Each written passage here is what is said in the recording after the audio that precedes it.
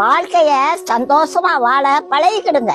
நாளைக்கு என்ன செய்வோம், நாளான்னைக்கு என்ன செய்வோம்னு கவலைப்படாதீங்க. எதிர்காலத்தை நினைச்சு கவலைப்படுறத முதல்ல விடுங்க. மரத்தை வச்சவன் தண்ணி ஊத்துவாங்க. நம்ம பூமியில மனுஷனா பிறந்தத தெரியும் பாக்கியங்க. லட்சக்கணக்கான அணுக்கள் நம்மளோட ஓடி வந்ததுங்க. அந்த லட்சக்கணக்கான அணுக்கள்லயும் நீதான் வேணும், நீதான் வேணும், நீதான் வேணும்னு கடவுள் நம்மள பார்த்தாருங்க. அதனாலதாங்க நம்ம தாயின் வயிற்றுல உருவானோம். தாயின் கருவிலேயே உங்களை கண்டுபிடிச்சிட்டாருங்க. சரி, நம்ம தாய் வயிற்றுல 10 மாசம் இருந்தோமே, நம்ம வேலைக்கு போய் சம்பாரிச்சா சாப்பிட்டோம். சரி, பூமியில வந்து பிறந்துட்டான், உடனே வேலைக்கு போய் சம்பாதிக்க ஆரம்பிச்சோமா? இவ்வளவு வயசு வரைக்கும் உயிரோட இருக்குது அவரோட கிருபங்க. அவரு கடைசி வரைக்கும் உங்களை காப்பாத்துவாருங்க. கடவுள் மேல பார்த்து போட்டுட்டு நிம்மதியா வாழறதுக்கு முயற்சி பண்ணுங்க.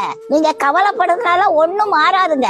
நரைச்சு போன தலை முடிய கூட உங்களால கருப்பாக்க முடியாது. கையடிச்சாலும் 4 நாளைக்கு தான் கருப்பா இருக்கும். முடிய கூட மாற்ற முடியாத நீங்க உங்க வாழ்க்கையை நினைச்சு கவலைப்படுறீங்களா?